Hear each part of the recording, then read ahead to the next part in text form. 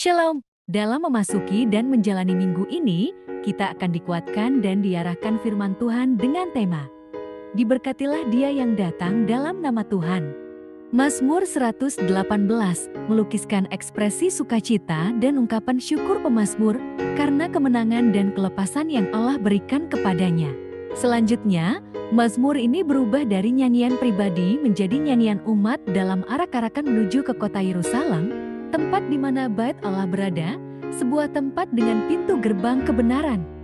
Masuk ke sana hanya diperuntukkan bagi orang-orang yang benar, yang hidup menurut Taurat Tuhan 19-20. Sebagai seorang pribadi, pemazmur merasa tertolak oleh orang-orang dan berada di titik yang rendah dalam hidupnya. Itulah mengapa ia berkata, batu yang dibuang oleh tukang-tukang bangunan, ayat 22. Tetapi, bagian Mazmur itu juga merujuk kepada Mesias, yaitu Kristus Yesus, yang juga mengalami penolakan oleh orang-orang sebangsanya, khususnya oleh para pemimpin agama Yahudi.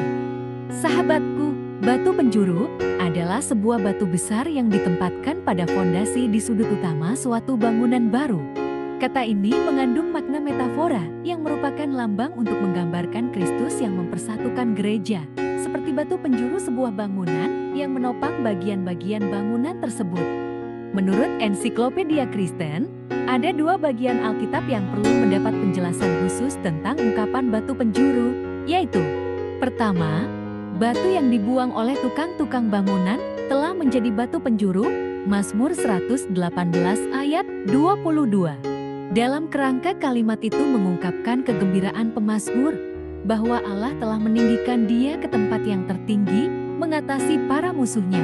Tapi dalam kerangka liturginya, pada Hari Raya Pondok Daun, yang lebih menonjol adalah kelepasan bangsa secara nasional selain kelepasan pribadi. Tafsiran para rabi menerapkan ayat ini pada Mesias. Yesus kemudian mengutip perkataan yang salah ini dan memperjelasnya ketika berbicara di depan ahli-ahli Taurat di Yerusalem. Dan Petrus juga pernah mengungkapkannya ketika dihadapkan kepada imam besar Kayafas dan Hana. Hal ini juga dipakai untuk menjelaskan tentang orang-orang Yahudi terhadap Kristus dan peninggiannya oleh Allah menjadi kepala gereja. Ayat ini juga mengirimkan surat Paulus kepada jemaat di Efesus, di mana Paulus menggambarkan batu-batu dari bait suci yang baru, seperti yang disusun oleh Kristus sebagai batu penjuru yang mempersatukan di atasnya dua tembok, yang apabila tidak demikian akan jatuh sendiri. Dalam ayat-ayat lain, Yesus digambarkan sebagai dasar gereja. Tapi dalam suratnya, Paulus mengubah gambaran ini dan mengatakan bahwa para rasul dan nabi sebagai dasar dan Kristus sebagai puncak dan penggenapannya. Kedua, batu penjuru yang mahal, suatu dasar yang teguh, Yesaya 28 ayat 16. Bagian berikutnya, Yesaya 28 ayat 16 mungkin menunjuk kepada batu raksasa dari bait suci, yang memiliki kehadiran Tuhan yang tetap di tengah-tengah umatnya. Timbul pertanyaan kita sekarang, apakah maksud dan makna batu penjuru menurut pemazmur? Pertama, batu penjuru merupakan ungkapan sukacita besar dari orang yang sedang memuji Tuhan, ayat 22-23. Dalam ayat 22-23, batu yang dibuang oleh tukang-tukang bangunan telah menjadi batu penjuru. Hal itu terjadi dari pihak Tuhan, suatu perbuatan ajaib di mata kita. Ungkapan ini menggambarkan sukacita besar dari orang yang sedang memuji Tuhan di bait Allah.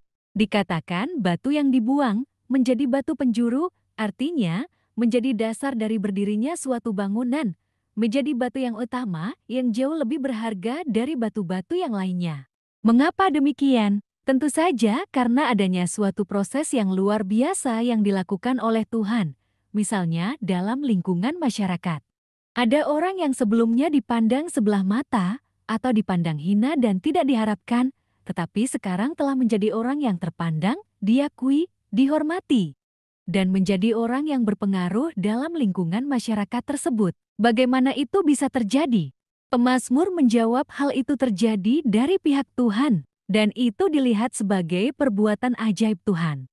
Kedua, batu penjuru adalah persembahan pertolongan dan keselamatan Tuhan bagi kita. Ayat 24-25. Artinya adalah hari yang dijadikan Tuhan, itulah hari di mana Tuhan memberikan pertolongan dan keselamatan kepada manusia. Suatu masa di mana Allah menunjukkan penggenapan janjinya. Hari ketika Tuhan datang dengan kasih setianya, sehingga karenanya kita bersorak-sorai bersukacita, memohon agar kitanya Tuhan memberi keselamatan dan kemujuran. Ayat ini juga sekaligus menjadi doa bagi orang yang sudah menerima keselamatan, yaitu kasih setia Tuhan yang selalu menyertai kehidupan. Dalam ayat ini juga semakin jelas makna doksologi dari pemazmur sebagai pujian ucapan syukurnya kepada Tuhan. Maknanya sama dengan Hosiana, berita menarik dan sorak-sorai untuk menyambut kedatangan seseorang yang membawakan. Jadi ayat ini merupakan tantangan dalam serial agar Tuhan selalu menemani kita dalam situasi apapun.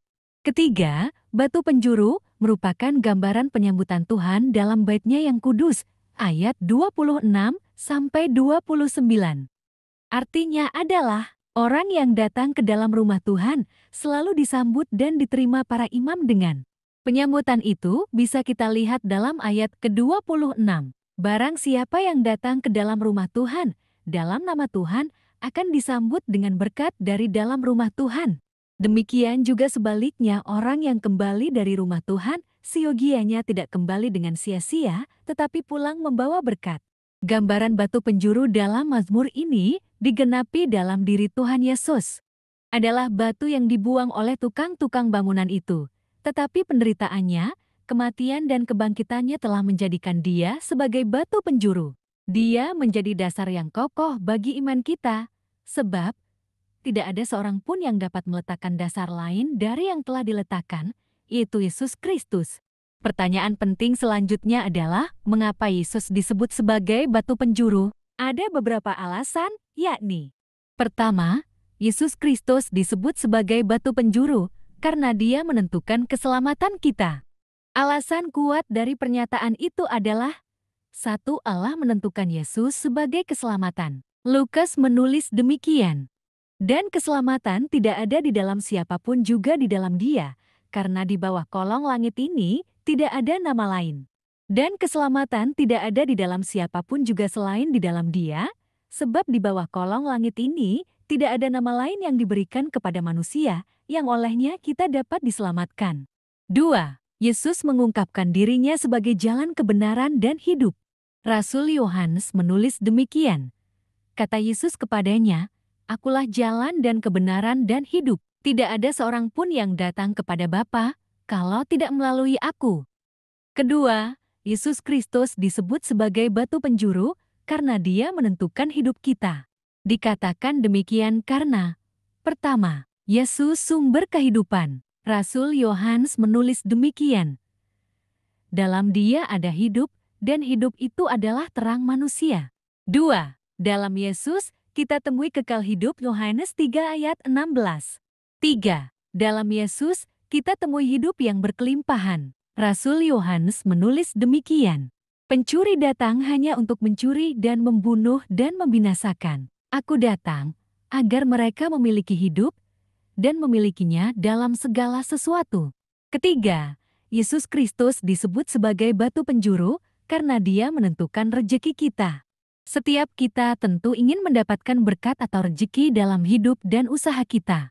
Namun, dalam perspektif Alkitab, untuk mendapatkan pemberkatan dari Tuhan Yesus, ada beberapa syarat yang harus kita ketahui. Syarat yang dimaksud yaitu: 1. Rejeki kita dapatkan jika kita mengutamakan Tuhan Yesus lebih dari yang lainnya.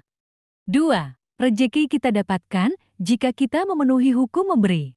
3. Rejeki kita dapatkan jika kita memenuhi hukum ori et labora, yaitu berdoa dan bekerja. Batu penjuru adalah batu yang menentukan arah sebuah bangunan. Batu yang pertama kali diletakkan yang menjadi patokan pembangunan.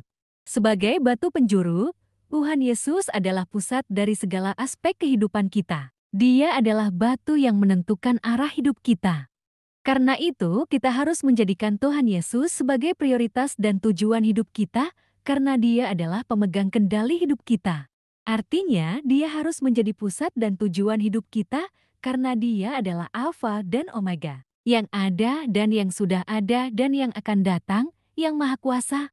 Dialah yang memulai seluruh kehidupan ini dan juga yang menjadi tujuan akhir dari kehidupan ini. Seluruh keberadaan hidup kita pada hakikatnya menuju ke arah Yesus. Jika kita mengaku sebagai orang Kristen, tapi tidak mengarahkan hidup sepenuhnya kepada Yesus, sama artinya kita sedang berusaha melepaskan diri dari bangunan tersebut. Yesus menegaskan, "Di luar Aku, kamu tidak dapat melakukan apa-apa. Barang siapa tidak tinggal di dalam Aku, ia dibuang keluar dan menjadi kering. Kemudian dikumpulkan dan dicampakkan ke dalam api yang lalu dibakar. Karena itu, jadikanlah Yesus sebagai batu penjuru dalam hidup kita.